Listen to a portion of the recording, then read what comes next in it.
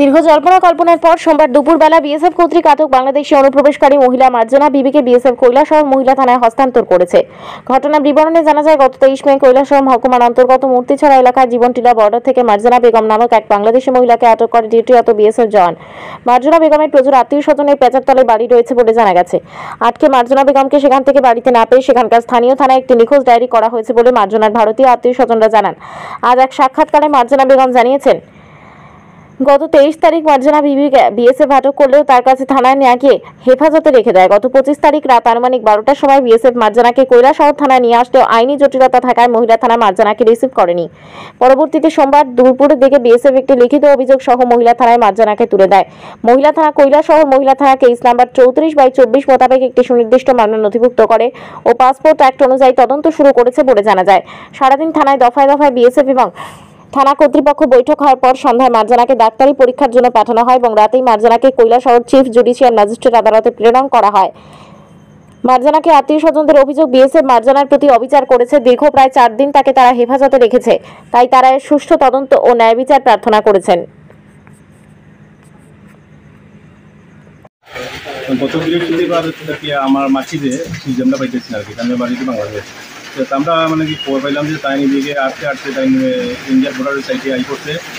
তারপরে আওয়ার পরে ইন্ডিয়া বিএসএফে তাদের দরিয়ে দিয়ে গেছে, যার কারণে আমরা তো অনেক খোঁজাখুঁজি করছি, বাড়ি ঘরেও মানে পাইলাম না। তারপরে ওইখানে আমরা জীবনটিলার সাইডে আশেপাশে দিয়ে খবর নিয়েছি মূর্তিছড়া, তো ওইখান থেকে আমরা লেবারে বলছে যে বিএসএফে তাদের বুঝে নিচ্ছি। যার কারণে আমরা 3-4 দিন থেকে গত বৃহস্পতিবার থেকে আমরা কন্টিনিউ ওইদিকে খুঁজতেছি মূর্তিছড়ার দিকে, কিন্তু কোনো খবর পাইছি না। তো গ্রামের মানুষরা বলছে বিএসএফে দরিয়ে নিচ্ছি, কিন্তু আমরা তো বিএসএফে যাইতে পারিনি, এখানে বিএসএফে চাইলে আমরা বাগাই যাই, কারণ বিএসএফে আমরা পারমিশন দেয় না। তারপরে আমরা কৈলাসহর এইদিকে তার কাছে যাইলাম, তারপরে তারা বলছেন যে ঠিক আছে তোমরা কালকে আসতে তো রাত্রে গেছে গিয়া, কালকে সকালে তুমি আও, আমি পুলিশ দিয়ে দিন আর গ্রামের মানুষের সাক্ষী দেয়, ঠিক আছে আমরা জীবনটিলা কিনতে যাই। তারপরে আমরা ওই পুলিশ লইয়া জীবনটিলা কিনতে গেছি। যাওয়ার পরে একজন অফিসার আমরা বলছেন যে 3 দিন থেকে একটা মহিলা ওই জীবনটিলা ক্যাম্প থেকে আরও 1 কিলোমিটার আগে, পিলার নাম্বারটা কত বলছে আমার সঠিক মনে নেই, 335 বা 330 উঠব। ওইখানে একটা মহিলা সন্ধ্যার সময় দিলে কান্দে, দুপুরেও কান্দে, বিকালেও কান্দে। আর বাকি বিএসএফরা অস্বীকার যায়, এরকম কোনো ঘটনাই ঘটছে না। তারপরে আমি বললাম যে ওই বিএসএফটার লোক একটু কথা বলতাম, তারপর পুলিশকে আমি বিএসএফ বলে কথা বলছি। কথা হওয়ার পরে বিএসএফ আমার লোকে নিজে আইছে, আর ওইটার কাছে যাওয়ার পরে আমরা ওই টাইমে খুঁজে পাইছি। এরপরে বিএসএফে আমরা বাগাই দিয়েছি। তাহলে বুঝি একমাত্র পুলিশ থাকতে পারবো, আর কেউ থাকতে পারতো না, কিন্তু আমরা ওইখান দিয়ে বাগাই দেওয়ার পরে আমরা তো কালকে দিন থেকে পুরো ঘোরাফেরা করতেছি। সন্ধ্যার সময় আমরা খবর পাইছি যে আমরা ওই মহিলারে থানাতে দেওয়া হয়েছে। তারপরে বিএসএফে কী করছে, ওই RGM-এ লইয়া গেছে। যাওয়ার পরে এখানে একটা মেডিকেল করাইছে, কী মেডিকেল করাইছে আমরা বুঝতে গেছি। কৈলাসহরে যাওয়ার পরে কৈলাসহর থেকে হওয়া হয়েছে যে ওই এটা একটা ভুয়া মেডিকেল হয়েছে, আমরা খবর পাইছি। যাওয়ার পরে আমরা এখানে গরম হইলাম, হওয়ার পরে তো মহিলা যেটা হয়েছে কিংবা আমি দিকে আমরা থানা যেতাম। তারপর আমরা থানা বুঝলাম, কালকে পুরো সন্ধ্যা থেকে রাত্রে 2টা পর্যন্ত থানাতে আসলাম। সারা রাত্রে 11:30 নাগাদ মহিলারা থানাতে নিয়ে আইছে, কিন্তু রাত্রে হওয়ার কারণে মহিলারা থানাতে রিসিভ করছে না।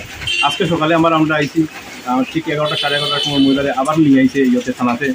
নেওয়ার পরে ওই বইয়ে রাখছে কোনো পর্যন্ত আমরা লোকে কোনো টেন্ডার হয় মানে মার্জনা বেগম। আমরা চাইতেছি যে একটা নিরীহ মানুষ যদি সরকারি বিএসএফে যদি এরকম যদি মানে ইয়ে করে, তারারই অত্যাচার করে, তাইলে তো এটার বিচার হওয়া দরকার। ওই মহিলাটার কমসে কম বিচার হওয়া দরকার। আমার কুমারঘাট নতুন বাজার। আচ্ছা, আমরা এখন চাইতেছি যে মহিলাটার সুষ্ঠু বিচারক, যেভাবে আইনি প্রক্রিয়ায় যেভাবে মানুষের বিচার হয় সেভাবে বিচার হোক, কোর্টের দ্বারস্থ আমরা উঠেছি। একটা মহিলা, আমরা তো প্রথম দিন ওই মহিলা নিখোঁজ হয়ে আমরা অভিযোগ দিছি। এরপর থেকে তো আমরা আরও 2-3 বার থানাতে আইছি, তারা কিন্তু আমরা এখন কোনো লিখিত তারা কিছু রাখে না।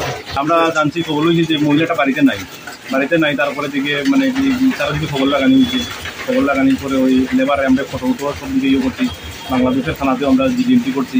করার পরে মানে কি চাপাতা বাগানের লেবারটা কইছে যে মহিলাটা এরকম মহিলা দিয়ে গেছে, এরকম খোঁজখবর নিতে আমরা এই জায়গায় করছি আর কি।